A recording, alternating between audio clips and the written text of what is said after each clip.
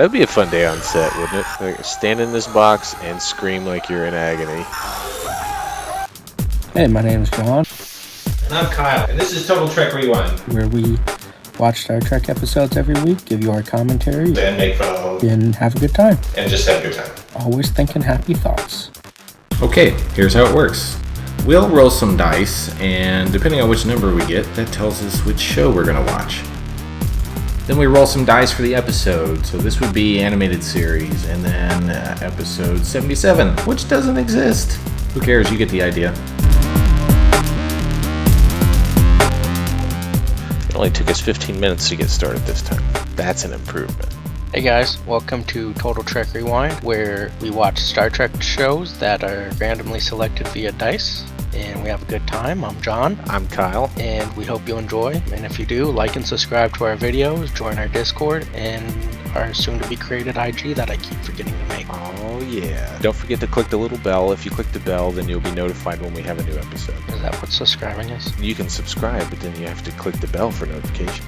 Oh, okay. Alright, let's get set up for our dice roll. What are you hoping for this week? Not TOS. Is that your mantra? Anything but TOS. I will be okay with some more TAS. Yeah, that was actually really fun, and I think our viewers, all of like 5 years that we have, really enjoyed that. But we love you, 5. Yes, you're very important to us. I got my trusty 8-sided dice here. 9 doesn't exist. How do you get a 9 on an 8-sided die? Because it's not an 8-sided die. Because I'm a moron. Let's see, I've got my big bucket here. Ladies and gentlemen, this in my hand is a 10-sided die. This is an 8-sided die. Notice how there's 4 sided die. I got a 9. I got a 7. What's 7? Discovery. Alright, there are 2 seasons of Discovery. 15 episodes in 1. Okay. 14 in 2. Do a coin flip, like we had talked about at one point. Okay, for Season 1 or 2. I got my $1 coin here. Alright, we'll say heads is season 1. Okay. Yeah, season 1. You said there were 14 in season 1? 15. 2 8s, add them together. We can't get 1 then. Ugh. We roll 1 8, and if it's a 1 right off the bat, we do 1. And if it's not, we roll the second 8. That is smart. That's why I pay you to be here. Yes, he pays me. I don't get paid. 6, 4. 10. Episode 10. That was the most complicated dice roll that we've done yet. Star Trek Discovery, Season 1, Episode 10. Despite yourself. Despite yourself. Ooh, here we go. Ah, I love that. That's so weird looking when the ship flips. Yeah, but it looks so good. Oh, man, Discovery is so good. I forgot how good it is. It's been a while since I've watched it. It really is. I don't understand all the haters. Are they adrift? They look adrift right now. Ah, I know this episode. So, previously in the season, they had been fighting the Klingon War, right? Yeah. Yeah, and so halfway through season 1, they kind of have like there's 2 major arcs in the season. And this is the beginning of the second arc. Oh, okay. There's Saru. You guys will remember a feature looking on his past. Yep, so they've jumped to a place, and they're looking for a star base, but nothing is where it's supposed to be. Where could everything have gone? That Vulcan ship looks weird. Red alert. Ooh, why are the Vulcans firing on a Federation starship? This is not our universe. This is not our universe! Oh, this is such a good opening, too. Directed by Jonathan Frakes. Look at how good this looks. Yeah, but what I don't understand is, like, how do they read the text? Like, only one person can read the text. Because look at the text. As they flip around, only one person should be able to read it, right? That's weird. So it's not really practical. It just looks cool. Number 1. I think I'm gonna get sick from this camera spinning around. The Klingon cloak. Welcome to the Captain's Ready Room. We're in the Captain's Ready Room. Yeah, this show does incorporate a lot of that in lens flares. Michael Bay and J.J. Abrams had a baby. So everyone knows what's going on. Last episode at the end, they were jumping away from a battle that they didn't think they could take through the mycelial network, which is a special thing inside Discovery where they can instantaneously travel pretty much. It's kind of like subspace, but some kind of like magic universal mushroom network. Yeah, don't look too far into it. But this time, they popped out in what TOS fans would call the mirror universe. Old boy here, he has to jump the ship. The jump drive, the spore drive they call it, has to have some kind of like navigator, and so he jumps the ship, but I guess it was too difficult a jump, and now he is totally wigged out somehow. He looks possessed, and that's his boyfriend. Hey, so how can I tell their ranks? It's the little dots on their badge. Or did you want all of this to happen? Why would you want this to happen? I think Lorca's right. He is too emotional to handle this. So they got to Yeah. get Stamets working again, or else they won't be able to jump. About 200 meters ahead of you. These shuttles are cool with their little grabby hands. Ooh, Ash Tyler's gonna have his crazy flashbacks. He was captured and tortured by the Klingons. Yeah, this is some intense stuff in this show. Like, I don't hesitate to let my kid watch Next Generation or Deep Space Nine or any of the But they previous can't Star watch Trek. these. But I hesitate to let him watch this show. I like how they just rescued this random lieutenant from the Klingons and just adopted him into the crew. Like, is that how that works? You don't need, like, orders? Yeah, she's a little bit tore up because she's kind of been covering for him. Yeah, she doesn't have a comm badge yet, so she's still a consultant. Yeah. So at the beginning of Discovery, if you guys don't know, she was court-martialed because she knocked out her captain and took control of the ship because she didn't agree with her, which is not an okay thing to do. Notice how these Klingons don't look like TNG Klingons, who don't look like TOS Klingons. Who don't look like the movie Klingons. You want to be a Romulan or a Vulcan? Cool, we know what you look like. Klingons? No idea. I can't wait for a Klingon to show up on Picard because I really want to see what they do. I assume they're going to do something like they do here. They use the same props from this show.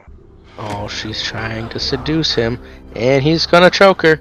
Oh, she just Winter Soldiered his ass. I want to be a human because I love Michael Burnham. I don't love you anymore. Egghead Klingon. Why did they make Klingons like Conehead? And blue. Yeah, that's another reason this show got a lot of backlash, was because they did like just totally revamp the Klingons again, which was. But they did start to bring them more towards the TNG Klingons in the second season. Because there was so much backlash from the fan. Oh, and in case you guys don't know, Michael Burnham is Spock's sister. Michael Burnham's an orphan. Her family was killed by Klingons, and she was found by Vulcans and raised by Sarek and Amanda. And so she has the opposite struggle of Spock, who tries to deal with how to handle his human emotions and how to be human and Vulcan. She tries to just be Vulcan. I can manage this. That's what an addict says. I can stop. I can manage this. It's okay. I don't need to be taken out of command. So look at this. They have pads too. Everyone always has pads. So when they cut this thing out of the ship, didn't it look like it was huge? It was like this big? With this fused data Yeah. technology. But now they're holding it in their hand and it's like this big. The arms on that ship were tiny. They Yeah, were like a T-Rex. They were tiny little spaceship arms. Yeah, so there's the spore chamber where old boy Stamets plugs into the ship. Well, you're not going to say anything about her dumb comm badge, John? It's not dumb. She's a cadet? Is that why hers is different? Yep.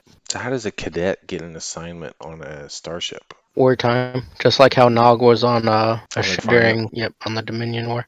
Known as the Terran Empire. Ooh, the Terran Empire. Which, if you're familiar with old Star Trek shows that deal in the Mirror Universe, the Terrans are not the good guy. Pretty much everything is the opposite in the Mirror Universe. In the Mirror Universe, Earth is like a super brutal empire. So we probably live in the Terran universe. Space Force. I wasn't going to say anything. You think they'd have more ergonomical chairs in the future? Ergonomical chairs don't look cool. She's the captain of the starship. I'm a cadet. How did I get to be a captain already in this universe? Like the most timid and awkward character in this show. Look, she's sitting in the chair. You made quick work of those rebels, and we got the stragglers. These guys sound like cartoon villains. We made quick work of those rebels. Huh. It's just like you're waiting for someone to hang up like, I don't know what to do. You know, just shoot a comm terminal with a laser because that helps anything. Wrong universe. He's like, get the hell out of my chair, cadet. I love Lorca. He is my favorite Starfleet captain. Out of all time? Maybe. I just You're love Lorca. crazy. He's a good captain. He's a good captain, but hashtag spoilers, he's a bad guy. Because I just love the way that Lorca is like, he cuts through all the BS. What about Pike? I thought Pike was good in the next season. Pike is really good too. It's very difficult to choose. He Picard, looks like of course. the old Power Ranger. You're right, though. He is a good captain.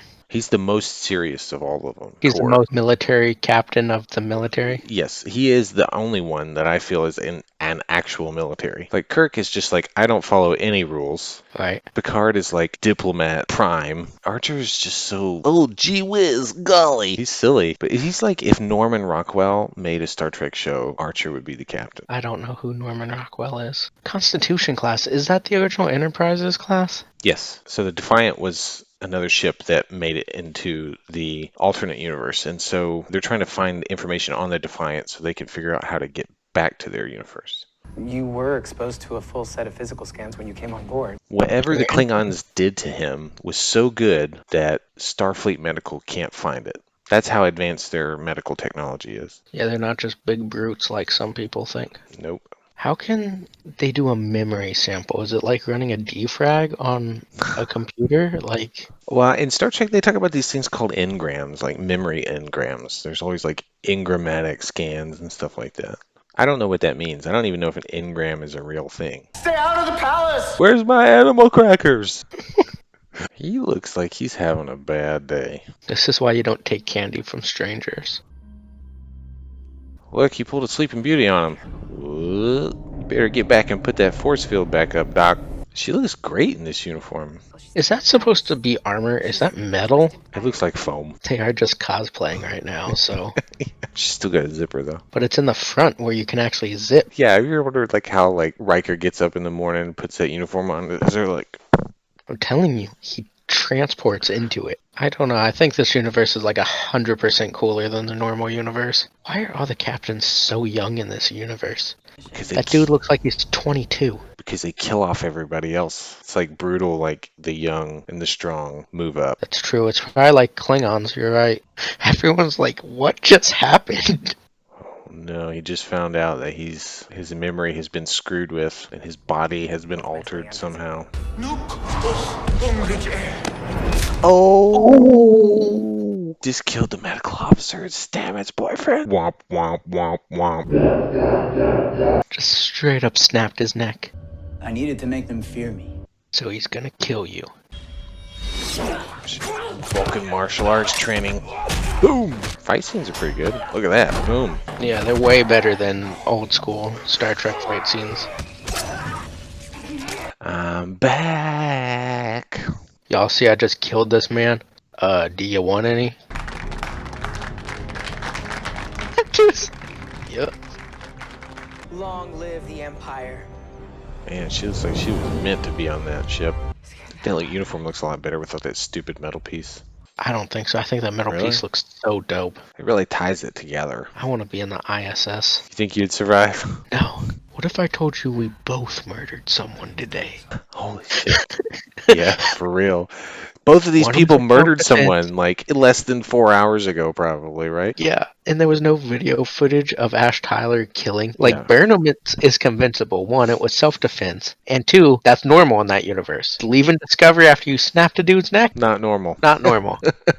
But one thing I do like about this show is that it's a more realistic or a more human take on what it would be like to live in this world. Do you notice in previous Star Trek, people get killed all the time, but you never see anybody like really deeply hurt about it. And if it is, it's that episode. I don't know if I would be like about to do this after I just killed somebody, but you know, different strokes for different folks, I guess. I mean, one's a Klingon, so it's probably natural for him. That'd be a fun day on set, wouldn't it? Like, stand in this box and scream like you're in agony. I love how Lorca knew exactly what he was going into. I'm telling you, Lorca's a badass. Well, I like Discovery. I like Discovery too. If you haven't checked out Discovery, hopefully this taste will make you want to go check it out. For real, it gets good really quick. Of all the cool things that you could bring back from Star Trek history, I think the Mirror Universe is one of my favorite things. It's so cool. It's such a good idea. Discovery just like leaned into it in a big way, and I think it really paid off for season 1. There's been talks that the dude who did Django and Quentin Tarantino's supposed to be doing a dark Star Trek movie. Rumors is it's supposed to be a TNG Mirror Universe. I can't imagine what a Tarantino Star Trek movie would look like, but just now when you said it, it totally clicks. It makes sense. As for this episode, though, I thought the uniforms were super cool. I really liked the black and gold and the black and silver. I like the amount of murder. There's just enough. There's just enough murder. Yeah, like, that's pretty bold. Halfway through season 1 and you kill off, like, the chief medical officer. Or, like, the chief security officer. Tasha Yar didn't die in season 1, did she? 100% episode 16. See? John knows this stuff way better than I do. Yeah, it's kind of weird. I probably shouldn't know this much stuff. So, any final thoughts about this episode? The suspense was constantly there to keep you engaged between Ash Tyler's PTSD or, oh my god, we're in another universe and Tilly's the captain. Give it a chance if you never have. Yeah, consider subscribing to CBS All Access. It's a good deal, especially if you're a Star Trek fan. But thanks for joining us today. We really hope you enjoyed this episode of Discovery. If you're interested in watching more of our videos, please like and subscribe. And join our Discord. No one has yet. Kind of makes us sad. We want to talk to you 5. Yes. If you're enjoying this, show your friends, show your family, show your associates, show the random bum on the street. I don't care. Okay. Goodbye, everybody. Bye. See you next week.